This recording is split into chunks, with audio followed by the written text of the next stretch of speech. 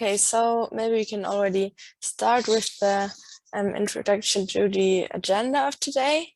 So I will first introduce the topic of hydrogen in general, and then we will have the discussion with our panelists.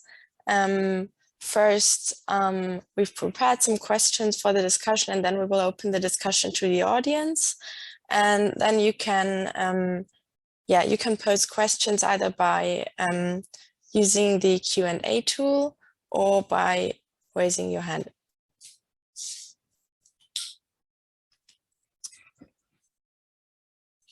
So I don't know if there's still people coming in. But yeah, I will just start, and people who come a bit late, they will be fine, I think. So yeah, welcome everyone. We are organizing this event as PowerShift. We are an NGO working in the field of international trade, resource and climate policy, where we try to advocate for an ecological and fairer world economy. And currently we're also starting to work in the field of hydrogen. And for like getting everyone at a basic like knowledge level of that, maybe some know already a lot of it and others don't know that much. So I want to give a brief overview. So as we all know, the climate crisis requires us to move away from fossil fuels as soon as possible and have a shift towards renewable energies. And as part of this energy transition, hydrogen is currently high on the agenda in Germany and also the EU.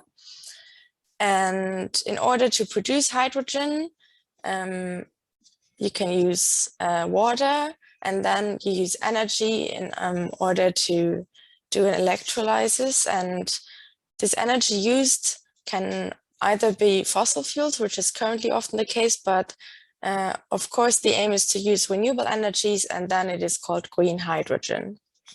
And this green hydrogen is then to be used in sectors where complete electrification is not possible, because it has many advantages, like being transportable and also storable as an energy carrier, and also to be used as a fossil-free gas. So green hydrogen overall promises to help to detach the economic production from fossil fuels and to then counteract the climate crisis. So that's the general idea of using hydrogen. And for Germany, there's a national hydrogen strategy, which is adopted by the federal government in 2020. And the goal is to build a hydrogen economy for Germany as pillar for the energy transition. And it promises to provide a range of economic benefits like technological progress, industrial growth and competitiveness, and security of supply for Germany, hand in hand with the decarbonization of the industry.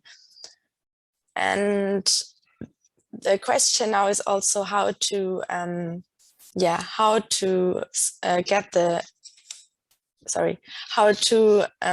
the high demand, because there will be a lot of hydrogen required for the German economy, and the supply domestically is very limited. So Germany seeks to have hydrogen cooperations with countries all over the world, and a special focus is on North African countries because they're not that distant, and because renewable energy can be implemented there in large scales. At least that's what Germany is seeking to do. And we will discuss about that as well. So the government expects to also bring economic benefits in terms of a sustainable development strategy for Germany and also for the exporting countries. And so that's basically the frame we are talking about today. And I want to emphasize that, of course, we do not want to question the move away from fossil fuels by criticizing parts of the hydrogen strategy maybe, but rather raise important questions about the implementation. For example, where should green hydrogen come from? In which sectors is it viable and a useful alternative? And also in view of large-scale import plans, how can global production be organized in a fair way? So I'm really glad to have our panelists. First, we have Ingrid Nessle. You have previously been working as State Secretary for Energy Transition in Schleswig-Holstein and are now member of the German Parliament with the Greens since 2017. You are also an economic engineer and a spokesperson for energy economics of the Green Parliamentary Group in the Bundestag. I'm very happy to have you on the panel. Thank you for being here. We also have Julia Terrapon-Pfaff. You are co-head of the research unit Energy Transition International at the Wuppertal Institute for Climate, Environment and Energy. And your work focuses on future energy and industrial systems and sustainable development. Also, thank you for being here today. And last, we have Hamza Hamouchin. I hope I pronounced that correctly. You are a London-based Algerian researcher and activist, currently coordinating the North Africa program at the Transnational Institute. And you are also a founding member of the Algeria Solidarity Campaign and the Environmental Justice North Africa, working on topics of climate, environmental, and trade justice. I'm glad that you're here with us today. So first, I would like to have a question for all of you, where you briefly answer with only one sentence. So what is your first association with the German National Hydrogen Strategy? Maybe Ingrid Nessle, you can start. Well, it's an elementary part of our transition to 100% renewables. What a just one phrase, right? Yeah, that was perfect. Julia. I connect a lot of import of hydrogen with the German hydrogen strategy. And Hamza? One sentence is hard because I don't have a direct association. I came through the interests of the Germans on green hydrogen through the Desert Tech project, because I've been following it since a long time ago. Okay, thank you for that quick start round. And I would like to ask you, Ingrid, can you give us an overview about the plans of the Ampel government for a hydrogen economy and also your position as a Green member of parliament on that? Yes, I'm wondering how to split the two, because they're not exactly the same. I mean, we do have quite a lot of points that we share in common. And so we have also like an agreement how to deal with some of these points that we are not quite agree upon. And we definitely all agree that it's a pillar of the future energy system, that we do need hydrogen, that we want a fast ramp up of hydrogen, that this is one of the of the bricks of the little pieces that we need to move out of fossils. I guess we want only green hydrogen, and some others want other types of hydrogen as well. So kind of the agreement is to say we will only give public money for green hydrogen, but we will not forbid to use other types of hydrogen. I mean, fossils aren't forbidden either, so it kind of probably wouldn't make sense anyway. Then there is the question of where to put it and where to use it. And our green position is that we would very much like to prioritize it to those sectors who can't go without. We do not have other solutions to move to 100% renewables without hydrogen. And other parts would rather say, oh, well, use it everywhere because it's such a nice thing. So I guess the difference in opinion is rather about how much do we have. I think everybody says that we do need hydrogen for industry. I think industry and security of electricity supply are the two sectors that definitely will need hydrogen. My position is to say, let's build a lot of gas-fired power plants that can use hydrogen. You know, let's not be count them out as few as possible. Let's build a lot of power plants and maybe 1 or 2 extra, because this will really save us a lot of worries as the security of supply, but be really how do you say that in English? Use very little hydrogen in the end. It's not the number of power plants that's the problem. It's the amount of hydrogen that we need. So we must make sure that we use these power plants only, let's say, a few days or maybe a few weeks a year. Only those times that are really long periods of cold without wind and sun. And we will need these power plants, but we must make sure that we're not using them all year round, because we won't have this amount of hydrogen. And industry will need quite a bit. And all this means that, yes, we will have to import it as well. And I think that this might even be an extra topic. So maybe I don't touch upon all the issues of import now. I hope that we'll have time later on to discuss this. And we absolutely agree that we want to import. My position actually is that I want to import it fast now from neighboring countries. We might import it as real hydrogen via pipeline, but from other countries as ammonia, because this is an easier way to transport it. And I'd really like to ramp up ammonia infrastructure now, instead of ramping up so much LNG infrastructure. I think as we are building gas infrastructure, we could build green gas infrastructure in the first place. And yes, we will need 1 or 2 LNG terminals, but to faster than at the moment, invest into green import infrastructure. And then, of course, we need all the infrastructure is a key element. We need the backbone grid in Germany to transport hydrogen from where the electricity is to where the hydrogen is needed.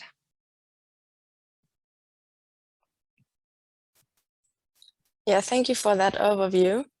I think that made already some challenges clear, especially for the German economy and industry.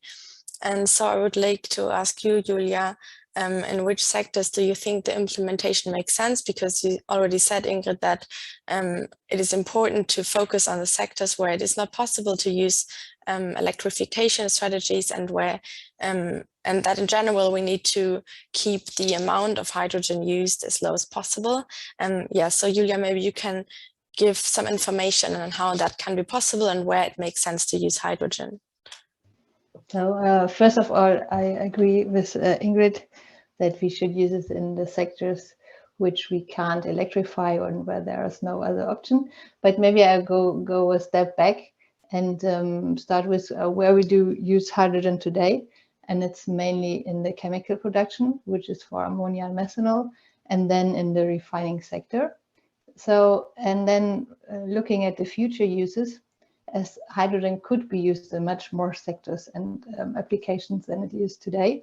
So today it's mainly gray hydrogen. So it's an option not only to replace the gray hydrogen, but move other sectors to the green hydrogen. That's why it's such an important pillar for the energy transition. So future uses could, of course, also be in the chemical industry, replacing the gray hydrogen. But the chemical feedstock like ammonia could then also be used in other sectors, for example, transport, for example, shipping. We can also produce transport fuels like kerosene-like fuels for aviation from hydrogen. This could be an option, but in theory it could also be used in any other transport option, either directly as hydrogen or a synthetic fuel for heavy load transport, for rail, for buses, and so on. And it can also be used as a fuel in industry, in heavy industry like steel making, as a heat agent or as a chemical reaction agent, or in concrete production, so for high temperature heat in industry as well.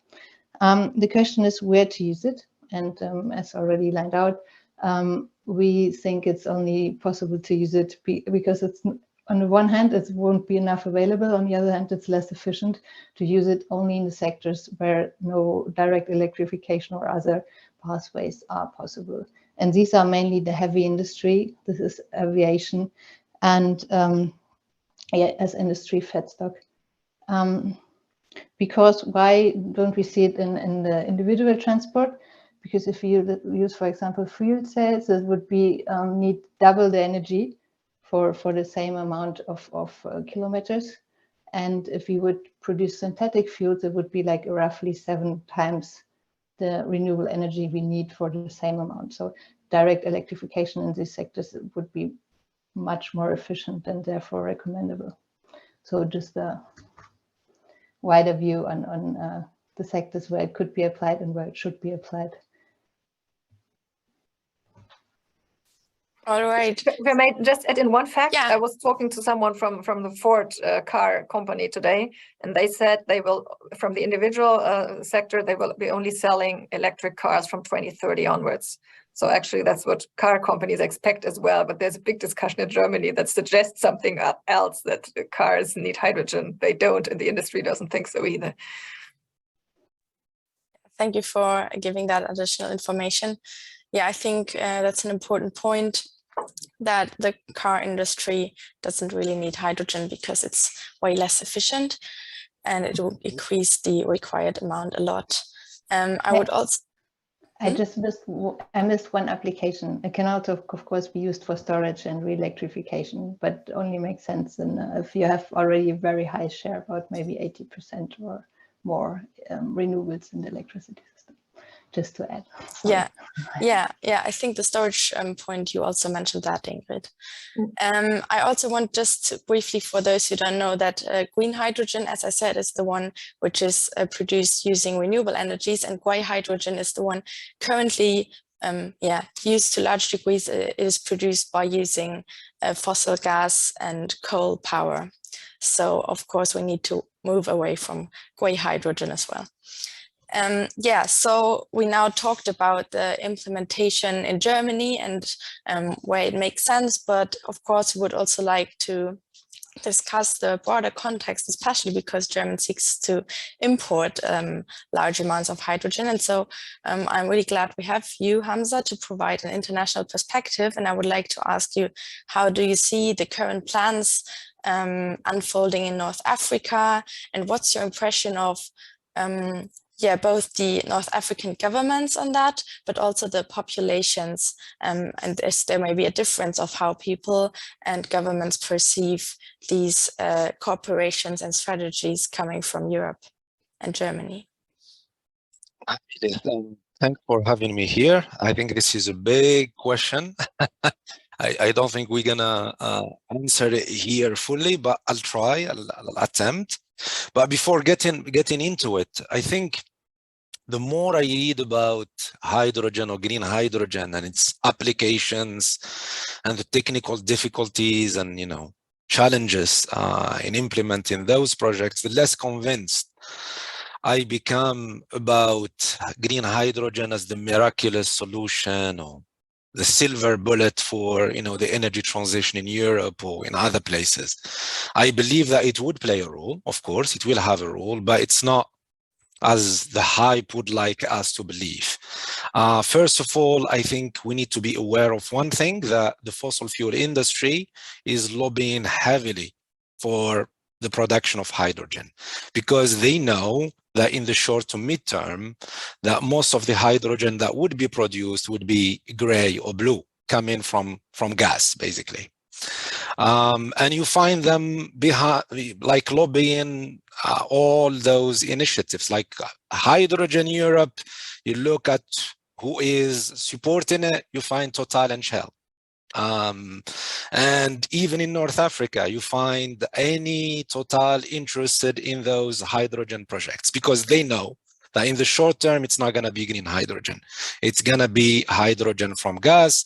And in a way, it's a backdoor for them to continue their fossil fuel operation and to maintain the infrastructure, the pipelines, the shipping and so forth. So I think it's important to say this. The second element is the matter of technology and who's going to control the production of hydrogen in the world.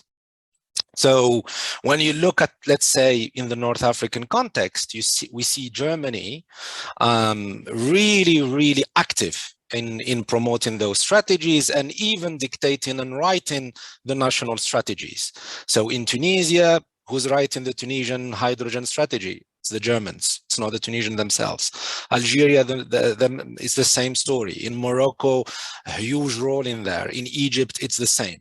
So I think there are some power imbalances there and huge interests that we need to be aware of. Are those projects really serving the interests of North African populations, or are they dictated from the outside? I feel they are dictated from the outside with a huge push for the monopoly of technology and a huge push for German corporations or European corporations to lead those projects. So we need to be aware of this.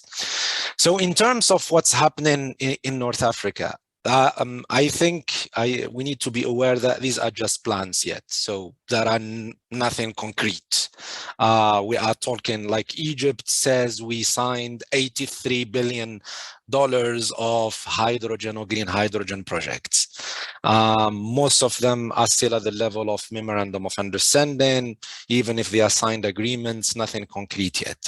I believe that some of them would be concretized and materialized. So some of them would happen, would take place, but I think most of them won't, because they need a lot of money. Where would the money come from? I'm not sure. I'm not pretty sure.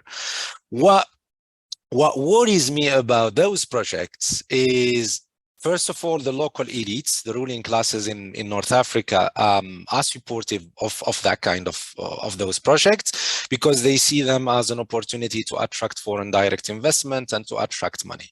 Even if those projects are export-oriented and do not make really sense in the context of North Africa.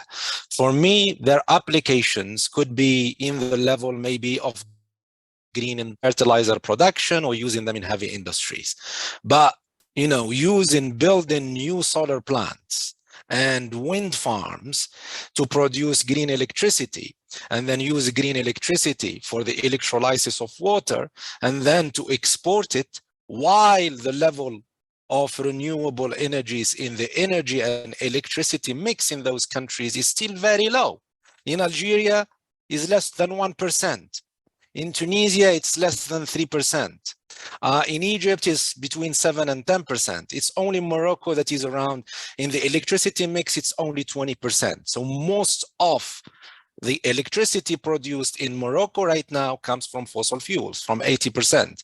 So doesn't it make sense for us or for the North African governments, first of all, to advance in our green transition first, reach around 80% of renewable energy in our electricity and energy mix before even thinking about export?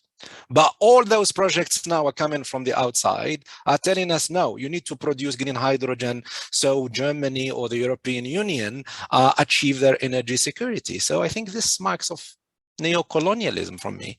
That's why I'm not against green hydrogen, I'm not against exports, but I think priority needs to be the energy security of countries in North Africa, energy access for populations in North Africa. And in terms of populations, you are mentioning what is the difference between populations and the ruling classes. Most of the countries, most of the regimes there are authoritarian. Algeria is a military dictatorship. Egypt is a military dictatorship. Morocco is a dictatorship. Tunisia, relatively better than the other countries, but they are moving towards more authoritarianism. So populations are not benefiting from, they're not gonna benefit from those projects, as we've seen with the big solar plants that have been built in Morocco, where agro-pastoralist communities have been dispossessed of their land. So I think we need to be aware of those issues rather than just jumping to the conclusion, let's just import green hydrogen from those countries. But what about the populations? What about the socio-environmental costs of those projects in there? Would be there a real technology transfer? Are we gonna help with the green transitions in those countries themselves? It seems to me it's not the priority. The priority is EU energy security all the time, especially in the context of the Russian invasion of Ukraine. And it's not just about green hydrogen or renewables, it's about gas, like it's in the mid to short to mid-term, it's about gas. Yeah, that's these are the few thoughts that I would like to start sharing. Thank you a lot, Hamza. There was a lot of information in what you said. You talked about the difficulty of dealing with authoritarian regimes, and at the same time the fossil fuel industry being involved, and questions of who controls the production, who will take the benefits, and how can the local energy demand be secured as a priority.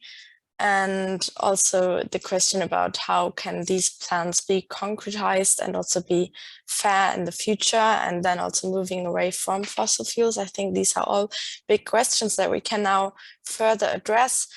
I would like to ask you, Ingrid, these aspects that have been mentioned by Hamza, like large-scale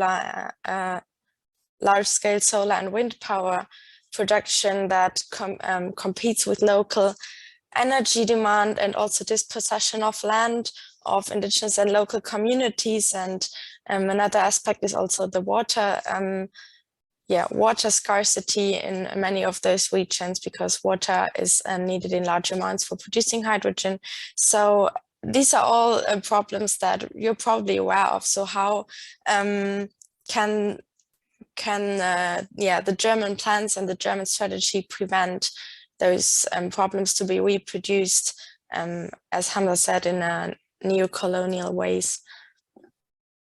Yes, these are indeed very important issues that we have to deal with, that we have to make sure, that we are not creating more problems than we are creating solutions. And I agree very much with one point, Hamza, that you said right now, that hydrogen is not the silver bullet for all. And yes, there are people around there who are trying to tell us nobody has to change anything in their behavior because there's hydrogen, and hydrogen will make everything possible. And you can fly, and you can drive big cars, and you can heat your buildings and have the windows open at the same time because there is hydrogen. This is, of course, bullshit. And this is a very important thing. Well, I guess we can only address here in the place where we are using it, and where we need a strong movement that actually makes what I think everybody knows deep down, almost everybody knows, but we are not yet using, is that we all have to change our behavior. Yes, and yes, an industry has to have more efficient solutions, and we need more. Actually, they have saved quite a bit since the prices have gone up. But they too, but also everybody of us, and how much we buy and how much we open our windows, that's what matters, and we have to change this. And then we still have to make sure that we get the rest renewable. And what I want to say before, and we can only do this by saying directly that we have to change our behavior. We can't do this by fighting against fossil projects, because as we see right now, with suddenly no more gas and coal from Russia, if the fossils are gone, and if a part of the fossil projects are gone, we will create others. Our society does not support to simply cut the supply of energy. And I guess they're right not to simply cut it, because it would really have really severe implications. We have to change our behavior, and then we are automatically moving away from fossils. But we cannot just rate out fossils and then think that in the consequence behavior will change, because our society doesn't support that. And that's why we have to fight for the positive solution, which is energy saving, efficiency, and renewables. And so hydrogen is part of this renewables.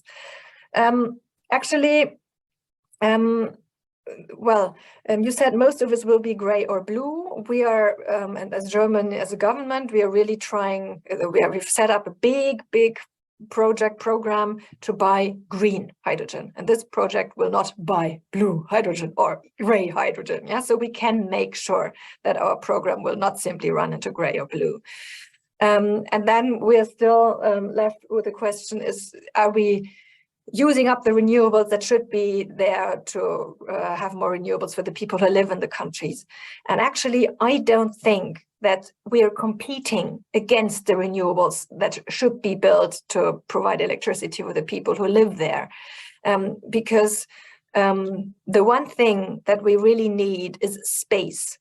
And when we are in countries where space is not scarce, and all countries that have some deserts, I think for the time being, do not have scarce space, we are not taking away anything that would be needed. We do not compete in any point for something that is needed to build up the local renewable energy infrastructure. I think on the contrary, if the project is made in a good way, yeah, that's the big question. Of course, you can make very dirty green renewable projects that are very bad for the countries. You know, you can make it really bad, but you can also make it really good. And if we make it good, then I actually think it will be a lot easier to build up renewables for the local people than without these projects, because we're not taking away anything. We're just using space where space isn't scarce, and we are building up, or these projects, they lead to a build-up of infrastructure, of personnel, of maintenance infrastructure, of people who know how to deal with it. I think this is going to be very loud now. I'm sorry, there's a message for all parliamentarians. Maybe you say something, I come back in a moment. Yeah, thank you for that. Oh dear, I have to vote. Okay. Hamza, do you want to say something on that? Yes, I beg to differ. If you say you're not competing, I was just like mentioning, let's start with Egypt. Okay, it has a lot of desert and a lot of spaces, as you say, and I dispute that claim anyway. So their energy mix is around 7 to 10%. So if you're putting your money and you're building those renewable projects, big solar plants and big wind farms, and then you use that green electricity to manufacture green hydrogen or green ammonia for export, how isn't that competing with the energy transition in the country? It definitely is, because you're putting the money and you're prioritizing that project instead of putting the money and prioritizing those projects to put the green electricity and leave it in the country. This is clear competition for me. If I may answer directly, the question is where the money comes from. If we are investing money that otherwise we have been giving to oil and gas, fossil gas exporting countries, very rich people who really don't need this money, yeah, and we're taking this money away from the fossil kings of this world, and we are taking this money to invest it into green electricity, green energy that we need, and otherwise we would not give you this money to build up renewables for your own use, yeah, because this is a completely, we also have programs for that in Germany, yeah, but they are completely different, and we do not take that money to produce energy for the import. I take that point, but then the governments and the ruling classes in those countries need to prioritize their energy transition instead of taking up the space and taking up all the time to build those projects, because that narrative around there are empty spaces in North Africa, the desert is up there for grab, so foreign companies or foreign governments can come and do those projects to secure their own interests. This is a neo-colonial narrative. This has been since the 19th century in my Algeria, that the French colonialists were using this exactly colonial environmental narratives, that those lands are empty, we go and take them and build and do stuff, while those lands are being used by people, by agro-pastoralist communities. The Ouarzazate plant in Morocco and the Midelt plant that is being built now, with funding coming from the Germans as well, have taken thousands of hectares from agro-pastoralist communities that have been protesting and saying this is an occupation of our land. So I think we need to be very careful in what we're doing in North Africa. North African lands are not there for people from outside to come and take and do their own projects for their self-interests. We're talking about development, we're talking about, you know, climate finance and climate reparations. Governments in the global north, the industrialized West, that have been responsible historically and morally for causing the climate crisis, they have to give climate finance and money to help those countries adapt to the climate crisis and to help them in their energy transition. And this is like in the UNFCCC, this is a general principle. Like, I'm not coming up with new stuff from my side. May I transfer a quick answer, then I have to run to vote and I'll come back. But this is a really exciting discussion. I'm so sorry I have to be away for a short time. I'll be back. I agree with very much of what you say. Yeah, the responsibility for climate crisis, definitely 100% agreed. Yes, of course, the country is not there to grab for people from outside for their own interest. Of course not. Yeah, and that's what I'm saying. It's so important how these projects are be done, and they can be done in a bad way. They can, I'm convinced, not be done in a worse way than what we do with fossils. Yeah, but they can be done in a way that's not much better, and they can be done in a way that is hell of a lot of better. And one project that I know a little bit about is, for example, in Namibia, where Rainer Barke, he's also from the Green Party, is building it up together with people from the country, and putting in money and using spaces. And and again, the agricultural example is different, because agricultural land is scarce in North Africa, but desert is not as scarce as agricultural land, and we can take water from the sea and take the salt out. We do not need fresh water for the hydrogen. So I actually think if these projects are done in a good way, and this is what we are trying to do, we are trying to say we will only give money for the projects if they are done in a way so that the people in the local countries will profit from it, not only not have a damage, but have a real profit from it. And it's a real chance for you, to make out of desert money for your people, to make good projects out of it. And at the same time, have an infrastructure started going, which will make it a lot easier for your governments to invest into renewables, because all the companies will be there, all the people will be there who know how to do it, and all the technology will be there. Then I think it would not be wise, to push it away just because people from outside are involved in this, and just because, of course, interests from our side are involved in this, because we need this electricity, this hydrogen, this energy, and we want to get away from fossils, and we know that we will not be able to produce everything we can in our place. But we are really fighting to find a place where both sides profit. And what I'm really asking for is to give us a chance, to talk about this and to find a way, or to even find out if there is a way that both sides profit, and not just say it's away from the people. And you were saying Germany is writing all these hydrogen, whatever strategies in your countries. I don't know if you're really writing the strategies, but yes, of course, we are getting involved in the conditions, just because we do not want that some very rich people from North Africa make these projects and take all the money into their own pockets. Yes, we want to make sure that we only give German money for green hydrogen where the local people profit. So of course we are interested in the conditions, so of course we get involved in the politics around them. And when I'm back, I would like, maybe we can go on discussing, and you tell me what you need. What do we need? Which are the points that we have to make strong to make sure that these are good projects? I'll be back in a moment. Okay. So Julia, I would like to get yours into into the discussion as well, because you now didn't say as much yet. So there has been a lot of discussion already, so you can maybe also get to those points that were already mentioned, but where do you see strategies to make it, as Ingrid said, a good transition where both sides profit in a way that is also creating value for the people in the exporting countries, and that enables participation, etc. So maybe you can tell us more about plans to ensure that. First, I may want to pick up some points from the previous discussion. So first, I want to back up Hamza. I've also experienced the German discussion or the European discussion very much as like there's a lot of land, we can just use it. Even if there are land where no people live, usually you don't build power plants in complete nowhere. You build the infrastructure where you build this infrastructure, there's already infrastructure, where there's already settlements. So there are also people want to live there, to work there and so on. So it's not, you don't build these new plants in nowhere. You build it where somewhere. And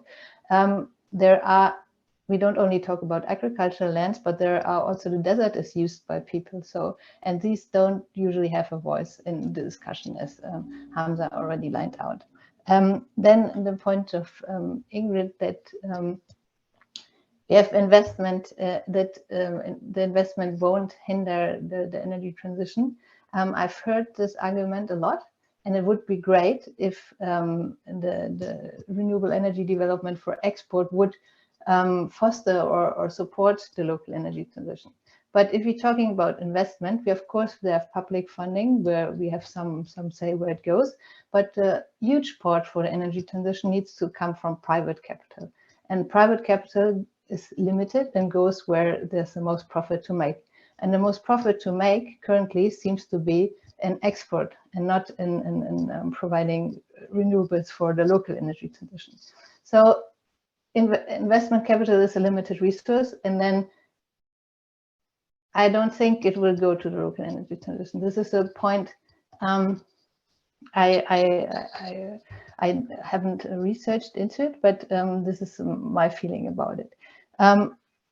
As said, it would be great if the export development supports the local transition, but I haven't seen any evidence on this so far. Regarding water, Ingrid shortly mentioned that we can just use desalinated water. Of course, we can use desalinated water. We shouldn't even talk about using other water sources in a very water scarce region. But desalinated water is usually really expensive. In the cost of hydrogen, it's less than 1%. So everybody says, yeah, it's not a big deal. We can just do desalination. But desalination will be also needed to supply drinking water, to supply the local needs. So the question is, if you build huge desalination capacities for export, there might also be conflicts because the local population don't have access to desalinated water. So what's at least necessary is to build like multi-purpose desalination plants. So it's not only for export, but also for local consumption to avoid conflict and then bring some benefits to the local population in terms of water availability. And also in some places, desalination might cause environmental effects. If you don't have one plant, but a lot of plants, there need to be some research how this really affects the environment. If it's not only one plant, but like you have a series of plants and effects on the local environmental conditions. Regarding not giving money to the big oil kings, I think like Ingrid pointed it out, and as Hamza already said, I think who's currently really involved in discussion are the fossil fuel industry, but also the governments in countries like Saudi Arabia and Oman, who are based on exporting fossil fuels. So for them, it's a new way to in the future, when fossil fuels might not be used anymore, so to have a new business model, which is good because they need also to transition at one point, and to giving them an option and a pathway that allows this will probably be very good to convince them to also move towards the transition. However, like power structures remain the same if the development really takes place along the oil and gas pathways. So there's not like more involvement from bottom up and so on. But your original question was, how can we do it? And actually, I don't know, but what would be important, and I think this is what Ingrid means when she says that we can make them projects good, then we need to build up local capacities, transfer technologies, so that more parts of the value chain are also located in the country. And not the technology and everything is imported. The engineers fly in from Spain, for example, as for some renewable energy plants in Morocco when they were built, but that the local capacities are built, so really the locals are also get the opportunity to employ it, and also small and medium businesses to supply parts of the systems. But this doesn't come naturally, you know, that needs to be really a lot of investment into building these capacities. And the question is also then, if more value chain creation and more parts of the value chain are located in, for example, North African countries, then also the question is that might some parts of the value chain move away from Germany. So this is also what Germany doesn't really want. So there's like a dilemma. Where will the industry be located? So for development in North Africa, they need the more value chain parts, but Germany also doesn't want to lose a lot of parts of the value chain. So this is a question, where will be the balance and how to do it best. Some countries like Morocco, for example, have local content requirements for parts, which is a good option to ensure local involvement, but it also need to be balanced, because if companies cannot fulfill these local requirements because the parts and the capacities are not available locally, then they might not build the plant in this country. So this local content requirement is a good option, but it needs to be balanced, and the capacities need to be ramped up as well at the same time. This was a very long input. I have a few more points, but I'm sure Hamza also has more insights into this. Yeah, thank you, Julia, for also picking up the points from the previous discussion.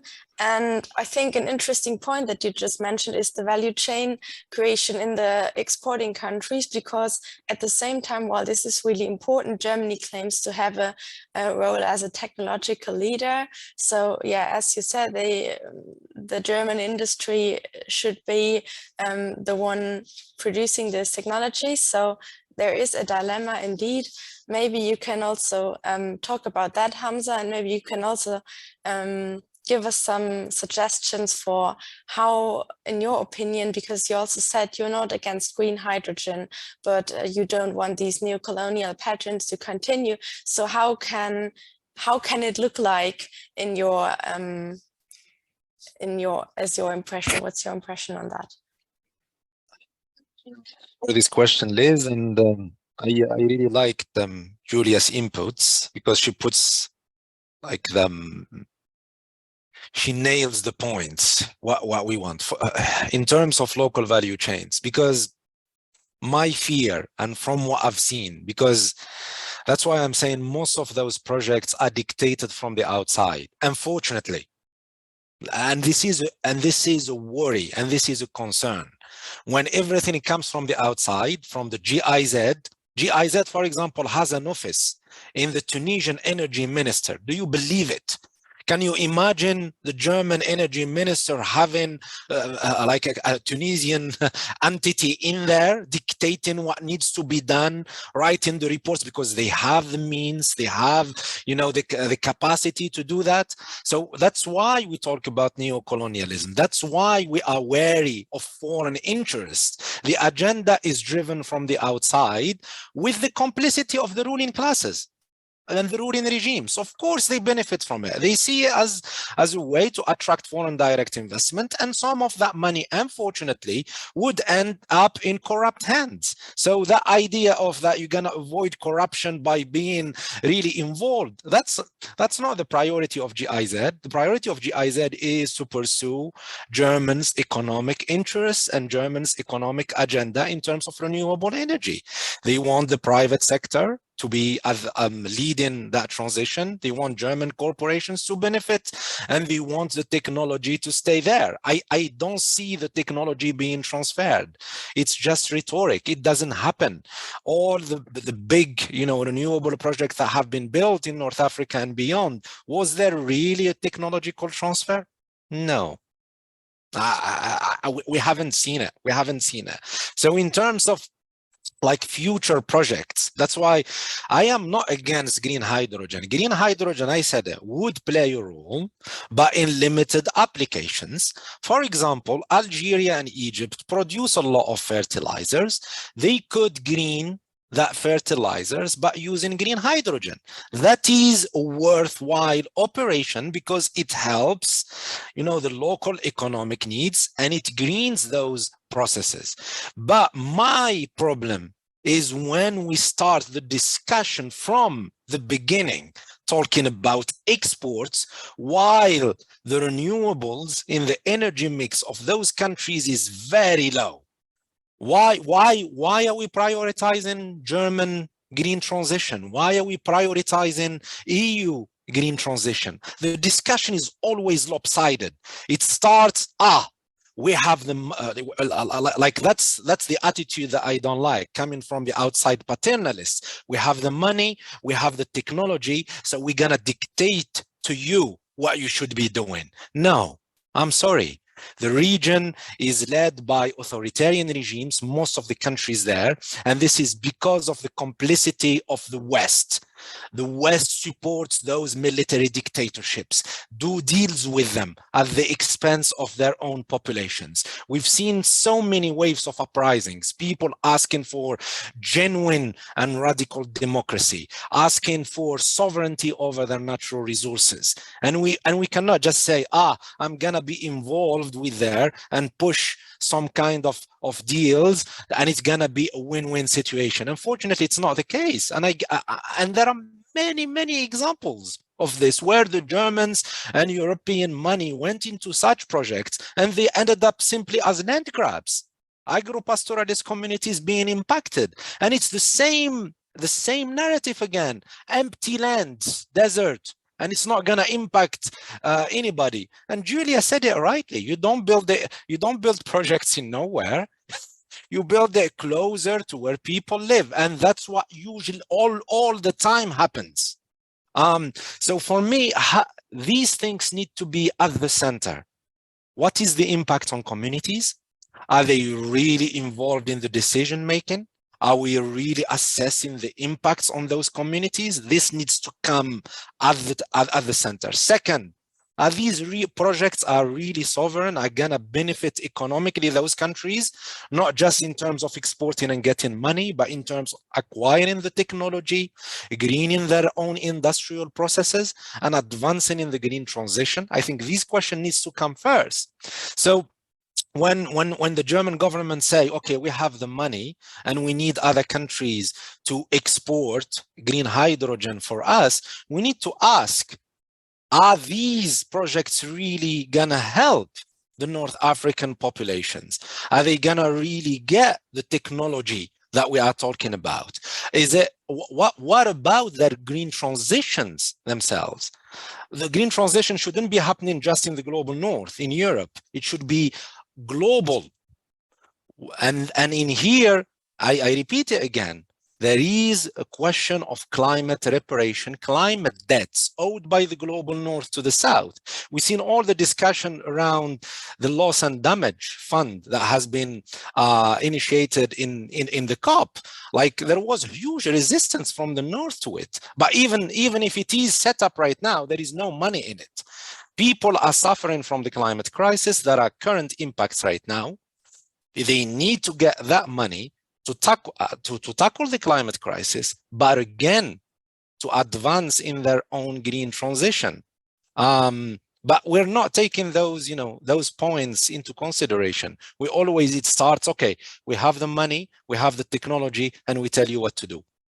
And that's not right. This is a neo-colonial mentality. It should start, okay, we have a moral and historical responsibility. We're gonna give you money to advance in your green transition. When you reach 60, 70, 80% of renewables in your own green transition, when you move away from fossil fuels, yeah, we'll think about export. But it starts now the other way. No, we'll give you money so you can export. We're gonna use, but by the way, we didn't talk about, I think it's very important for the listeners to know this.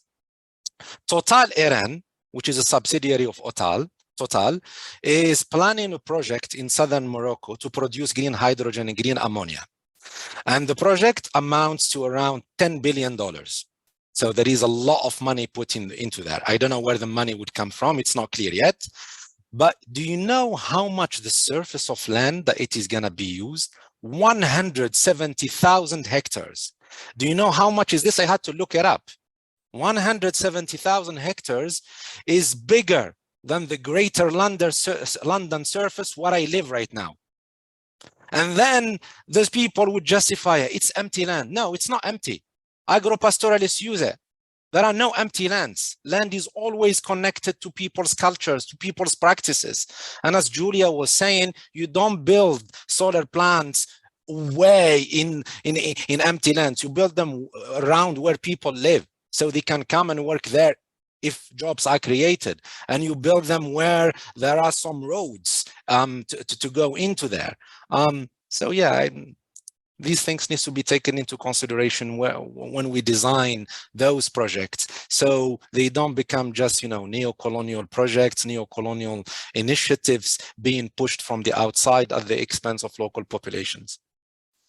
Okay, so thank you for that quite long input. Maybe one quick question where you answer just very briefly. So is your suggestion that Germany rather supports a green transition in those countries before they consider any plans to import, or can it go at the same time? Or how is your suggestion, like, how can Germany proceed now? Maybe a quick answer on that, Hamza.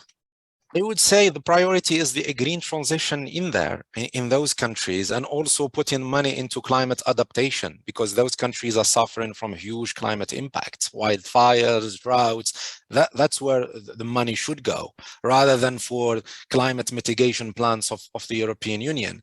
But then if the money does not go there because, we have the money and the technology, so we tell you what to do, we should look for money from somewhere else. Okay, thank you. Ingrid, welcome back. Another point we discussed earlier when you have been voting is that a big point is also value creation in the countries, because Julia mentioned that there's a dilemma between value creation in the exporting countries, which is important to ensure local benefits, and at the same time the claim that the German industry and the German technology production have to be in a leading role or playing an important role on global markets. So maybe you can also pick up that point. How can this dilemma be solved? And maybe you can also react to what Hamza just said. Well, at the moment, before fossil prices were soaring up like they are now, we were spending 60 to 80 billion euro a year just in Germany to import fossils. Money that was just going, let's say, the fossil kings, people in this world who absolutely do not need more money. So it was completely wasted to be any good benefit. And it was just gone. If we do not spend this 80 billion euro on fossils anymore, I think there is ample space, ample opportunity to both have people in countries with green hydrogen products profit and also have some benefit for German technology in there. I don't think it's an either or. Just as I don't think it's an either we try to find good green projects to import green hydrogen. And we're not only looking, this sounds like neo-colonialism, we're only looking to North Africa. I mean, the first project that I ever heard of is from Australia. And that is really running, and they have a memorandum of understanding for 100,000 tons of green hydrogen from 2024 on, some going to Asia, some going to Germany. And the next big project that I heard of that is really, that I think might really see the light of day sometime, that's Namibia. Okay, that's Africa. But there are big discussions going on with other countries and South America and so on. Yeah, so this is not about we are looking where the governments are weak to make our profit. I think it might turn out the other way around. I mean, that Australia is really pushing to get these projects, and that we would rather have them shared in a broader range. And so, I don't think it's either German technology isn't there or local, but I don't think it's either we give money for climate mitigation in those countries or we try to make green hydrogen projects. We can do both. And if we don't invest into green hydrogen, this money is running into fossils. This money is not going into climate mitigation. Yeah, I just think that this is a wrong conclusion. It's other money that is going in climate mitigation, and we are fighting very hard to get this up. And this is one thing I wanted to say a moment ago. I agree there is a climate debt. I personally agree, and I think most, maybe all green people agree, yes, but this doesn't mean that we have the majority and that we can simply pay this debt and that is fine. Yeah, we have to live with this, that we know there is injustice, that we're fighting against this injustice, but we can't simply erase it. You know, it's not in our possibility. And you said that the loss and damage fund that the North was fighting against it, not the North. Our minister, Annalena Baerbock, and her state secretary, Jennifer Morgan, they were fighting with all the strength they had to get this established. It was not the North against it. We were fighting for it, and it's there. And yes, it's not perfect, yes, but it's a big step to get there. So there is not this one, the North, yeah, who is bad. And if we don't find out the people in the North who are trying to make things better, then we are in a really, really bad position. And that's the next thought I would love to add. Yes, yeah, of course, like my crowd, you know, we hate neo-colonialism. And if somebody says, oh, this might be neo-colonialism, half of us are running away. But if we leave all these projects to those people who do not care about neo-colonialism and who do not want a loss and damage fund and who do not think there's a climate debt, but they just look after their profit, then in the end, we will only have those green hydrogen projects that are bad. You know, if we don't have good people going into this, making and creating good projects, in the end, we will not have the choice to buy the good green hydrogen. And I think that this is also one of the main issues. We are trying to set up global standards, yeah, to make sure that local people profit and environmental standards and all that, climate standards. And this is still, it's always difficult to make global standards because it's global and so many people have to agree and so on, you know. But it's, of course, it's a really crucial thing. And basically, I think we have a big emotional momentum to make them good. Yeah, everybody wants green hydrogen to be really green and so on. But we only will succeed in making these standards good standards if people believe that there is a good supply. You know, if people believe that once we make these standards strict and good, there will be no supply at all. The standards will be worse in the end, you know, the standards that will be agreed upon. And that's another reason why it's so important that there are people out there fighting for good projects. And yeah, I personally think it's very important to talk to these people and find out what they want and not just say from the beginning, I think you're just, you know, from the North and grabbing our land. There are people out there who are trying to really cooperate. Yeah, not say, I take your land, I export this hydrogen, but really just to say, have a cooperation and you export. I mean, our fund, we have this H2 Global Fund trying to buy green hydrogen and ammonia and so from all over the world. And it buys hydrogen from everywhere. You know, if a Nigerian company sets up a good green project, but a good green project, not just whatever green project, then this fund will buy this hydrogen. You know, it's not a fund buying only from German technology or something. But we need these projects, otherwise things will erode. Okay, thank you, Ingrid. So there are actually a lot of questions from the audience and we don't have that much time left, so I would move on to those questions. And as you have to leave a bit early, I would take the questions for you, Ingrid, first. So one question for you, because you mentioned also that you are supporting climate debt. So how are you as a Green Party playing your part in ensuring that those payments are in the end also paid to those who are affected by the climate crisis? I mean, and sorry, maybe in that context, another question which maybe fits a bit that topic. So how would you define neo-colonialism? Well, okay. Well, the first one, we're really trying to give money. I mean, we've been supporting like this loss and damage fund. We've been really hard supporting really hard campaigns to have financial debts dropped, you know, to give more money. But, yeah, it's not what I personally fight on because we have to, you know, but I know that my colleagues are really fighting to give money into that direction. And of course, it can play a role in all the international decisions, you know, also but in trade decision and so on. And this is a really broad field. I don't have very much time. Maybe I'll leave it at that. You know, I think it is something that we would love to have kept in mind in all international decisions. But of course, we're only a minority in our government, so I can't say Germany will. Yeah. How do I define a neo-colonialism? Oh dear, you know, my impression is that this word has grown too broad and that it's become a sticker that it's used too quickly without looking exactly at what is going on. To my perspective, it would be if people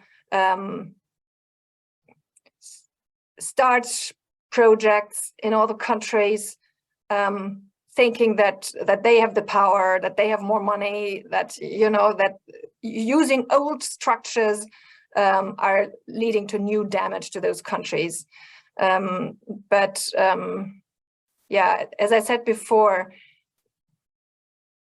I think we have to, in many cases, we have to look at details and make sure that it's that we do not stop at the sticker, but look at the real world. Yeah, and there is another. It's about thinking the things from the past reaching into the present, but we have to look at the present as well, not forgetting about the past. Thank you. There's another question to you. You talked also about the need for behavior changes, and there's a question on how this behavior change cannot only be the responsibility of individuals, but rather be addressed in a systemic way or by government, by the German government in particular, and how this can also support efficiency strategies. And also related to that, how can we reduce the demand for hydrogen that is imported, maybe also by having a ramp up of the hydrogen electrolyzers in Germany? Of course, we can do a lot to make energy savings easier. I mean, we can, when we give money to companies, we can say we only give you the money if you're really energy efficient. That's one thing that we are always fighting for. If there is more public transport and it's easier to afford public transport, something that we fight for, it's easier to go without a car. We're actually trying to make small cars more attractive, and because, I mean, it's right that there are some places in Germany where it's really difficult to go without a car, but there's absolutely no need to have a 2-ton car. I mean, there's absolutely not one single sensible reason in the world to have them, but there's really big support for them through tax systems. So we're trying to save these to change these tax systems, and so, you know, there are lots of things where we are trying to change the surroundings so it will be easier to do the savings. But it's very important for me to say it is also about each of us, because I've so often heard this debate. Do politics have to make the saving, the policy arena have to make the savings, or the surroundings for them, or the people? It's both. It's not either or. This discussion is really leading us absolutely nowhere. It's both. And it's also, you know, if it's easier to save because policy makes it easier, people will save more. But also if people save more, it will be easier for the policy to change the surroundings, because we are a democracy. And if voters think that it's absolutely impossible to live without a small car, it's really difficult for policy to change the surroundings. And so we need both parts, and we cannot take people out of it either and say it's just the policy arena, you can't do anything about it. Everybody can do something and policy can do something, and both have to do it, because we don't have the time to wait on each other.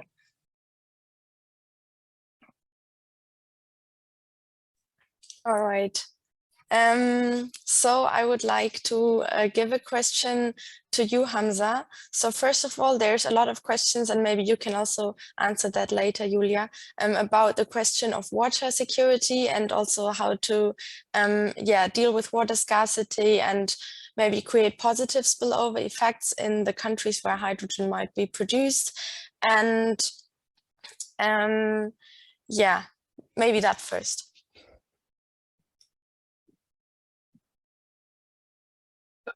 I think I have to respond to Ingrid. I like that discussion, by the way. Me too. I mean, no, it's good. It's good to discuss those things and have different perspectives and be challenged. I don't claim that I know it all, or I have the truth, or I don't change my minds on issues. But we can't forget that the world that we live in is polarized. There is a hierarchy. There are powers, and I call them the imperialist powers. The countries of the North have the power and technology, and they dictate things politically and economically in various ways. And I think maybe this is not the time to discuss this. So if we forget that there is power imbalance when the Germans comes to Tunisia, a small country to Tunisia, and start telling them and writing the policies and putting reports and organizing events, this is part of that power I'm talking about. And it is being perceived by people in Tunisia. So it's not just Hamza Hamouchan who is saying this. There are a lot of Tunisians who are saying similar ideas. When the GIZ have an office in the Tunisian Energy Ministry, they are saying this is not really sovereign. This is neo-colonial. Colonialism or neo-colonialism is not a broad word. Some people use it broadly, but it is still a relevant category of analysis for a lot of countries in the global south when they do not have economic sovereignty at all. When foreign corporations dictate how their resources and how their land and how their water is being done. When foreign entities like GIZ come to them and tell them that's how you should do. So it's neo-colonialism is still there and is being lived in various ways, through land grabs, through lack of technology, through the mechanisms of debts. The other point that I think we need to make sure when we talk about moving towards renewable energies, either green hydrogen or green electricity, is, are we gonna maintain the same consumption levels? Are we gonna maintain the same consumerist lifestyles that we are seeing here in the global north, in Europe, let's say specifically in Europe? Are we gonna maintain the same energy intensive production and consumption patterns? That is the question. If we're gonna maintain the same levels, we are not gonna find all the resources for all of these patterns to be globalized. China, India, some countries, emerging economies in Latin America and Africa, first of all, and there will be competition over natural resources.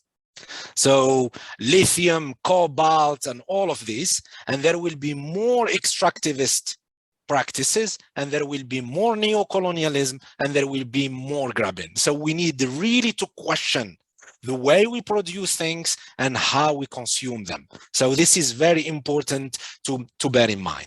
In terms of the historical responsibility of colonialism and causing the climate crisis, this is not just the past. It is ongoing, it is impacting us, and the climate crisis is part of that. Climate crisis has been caused by industrial capitalism that emerged in Europe, and by globalizing the industrial capitalism through colonialism and slavery. So there are some reparations that need to be done. Some money need to be put, not in the form of debts, additional debts, because that's what the loss and damage fund will be doing. That's what climate finance will be doing. They are giving you not grants, they are giving vulnerable countries and vulnerable communities debts, additional debts. This is debt bondage.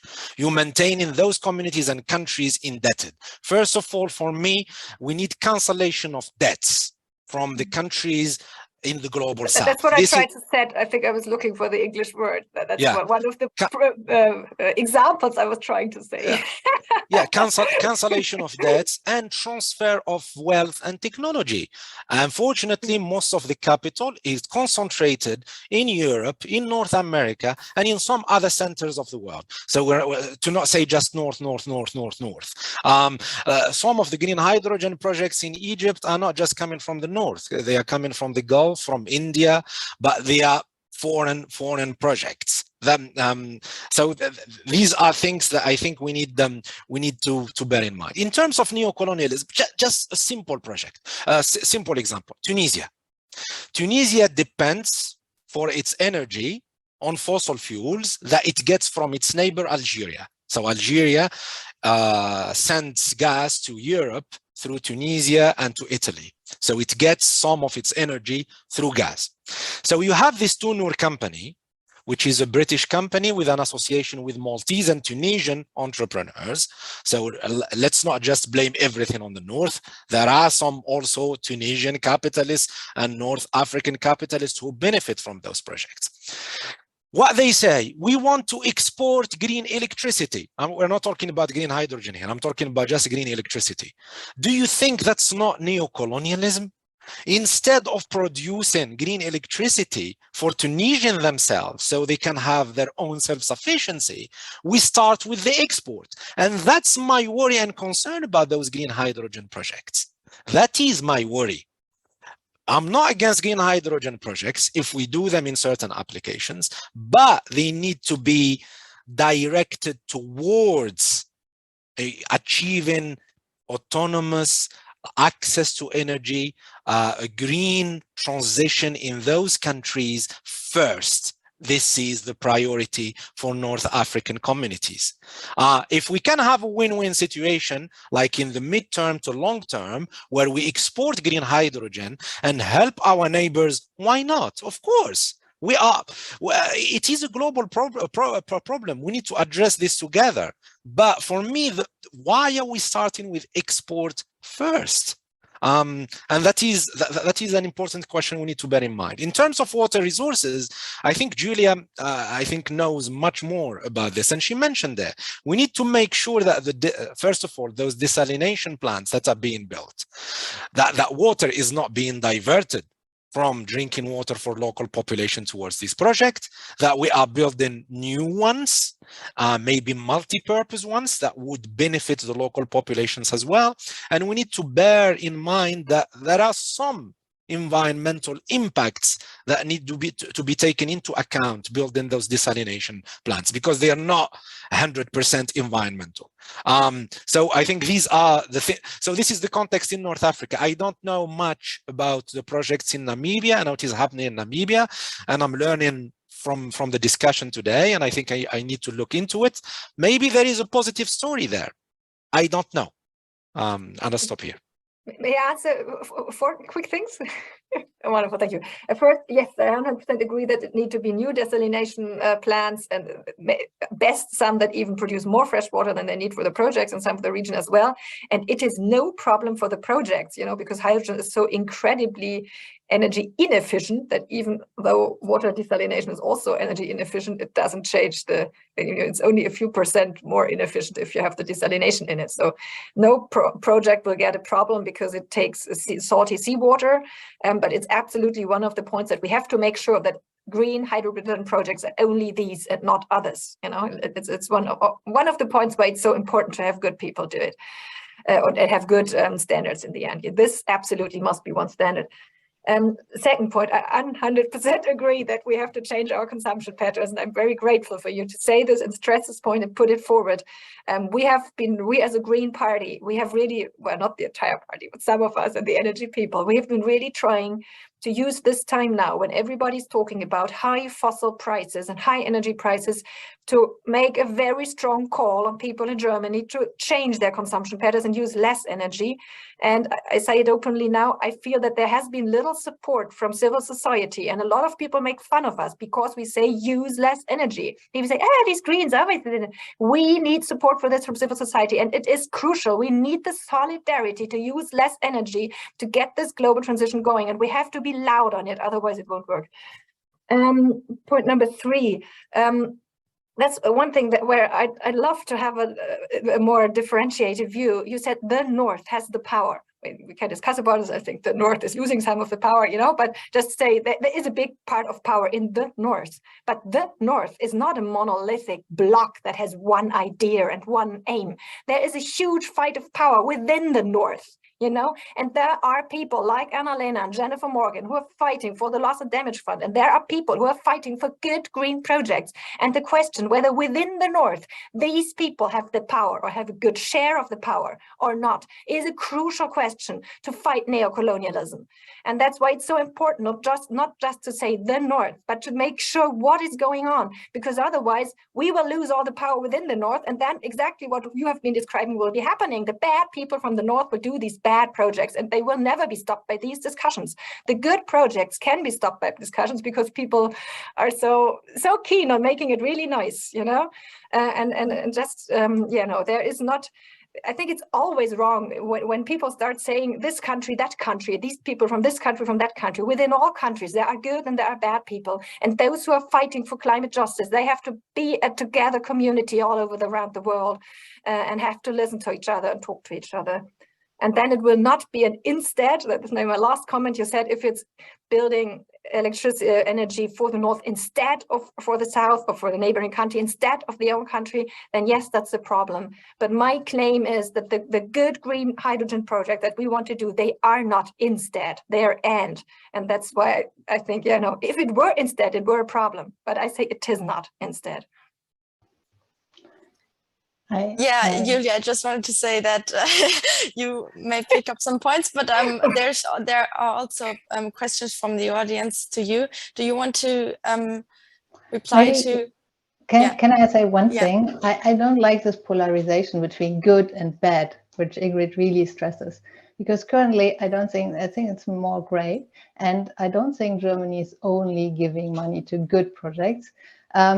I don't know, for example, giving money for electrolyzers to Saudi Arabia, where people have been like protesting and lost their lands for projects, is not really, I wouldn't define it as good. So I think there are a lot of gray zones. And giving money to good people, I mean, as I already said, a lot of money is going to the countries and to the power structures that are existing. They're not like, it's not going to new actors necessarily. I definitely support the fact that rather funding green energy than giving money to any fossil expansion. But this polarization of good and bad, I don't think it's a good thing, because it's most of the time gray. And I like your passion about making it good. This is, I think that's a starting point.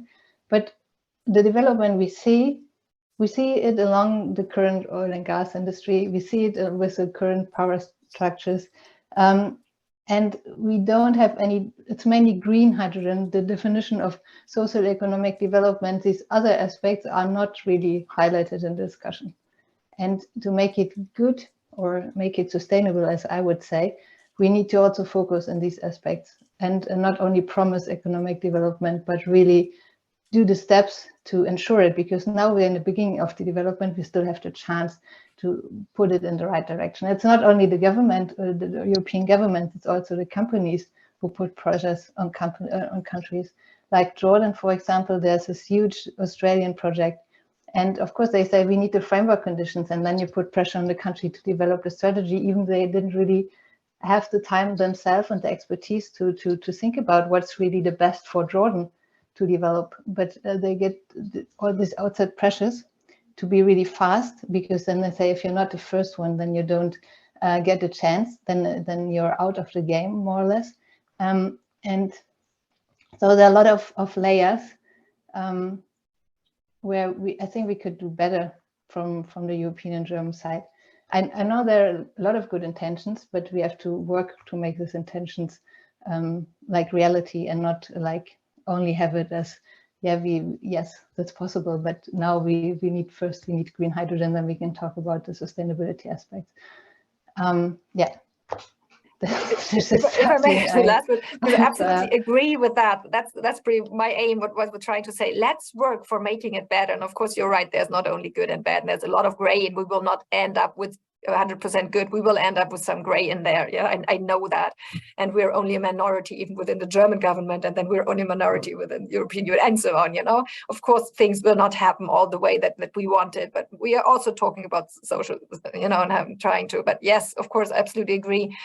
I think my main message was, us who want it to be better, let's fight for it getting better, and not fight for it not happening, because it will happen. You know, we will use energy, fossil or bad hydrogen or something. We can also fight for using less, and I'm here with you every second to fight for using less, you know, but there will still be some rest that we will be using, and that's what I was trying to say. And yes, of course, there's lots of gray in it.